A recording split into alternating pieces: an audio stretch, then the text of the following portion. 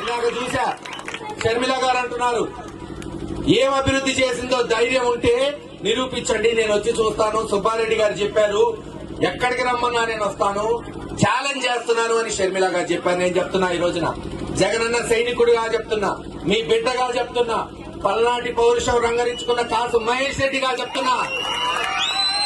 షర్మిల గారు, టైం నువ్వు చెప్పు, ప్రాంతంతో నువ్వు చెప్పు, తేదీ నువ్వు చెప్పు, ఏ టైంకి వస్తావో చెప్పు. జగన్మోహన్ రెడ్డి గారి నాయకత్వంలో గురజాల రూపురేఖలు ఎలా మార్చామో, ఎంత అభివృద్ధి చేశామో చేసి చూపెట్టింది.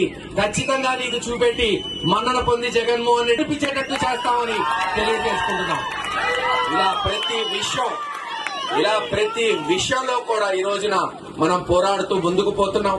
తప్పకుండా ఇక్కడున్న ఆడపడుచులకి మళ్ళీ చెప్తున్నా, మాట నిలబెట్టుకున్నాడు ఈ రోజు జగన్మోహన్ రెడ్డి గారు. మీకు మాట ఇచ్చిన ప్రకారం డ్వాక్రా రుణమాఫీ చేసి వడ్డీతో సహా మీ రుణాన్ని చెల్లించి ముందుకు వస్తున్నాడు. 2 నెలల్లో ఎన్నికలున్నాయి.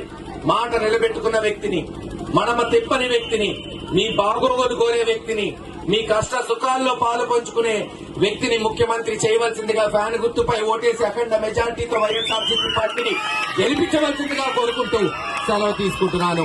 పేరు పేరున ఇక్కడ విచ్చేసిన ప్రతి అక్కకి, అవ్వకి, అక్కకి, చెల్లెలకి పేరు పేరున ధన్యవాదాలు తెలియజేసుకుంటూ సెలవు తీసుకుంటున్నాను. జై హింద్. మా వీడియో మీకు నచ్చినట్లయితే please like, share and subscribe.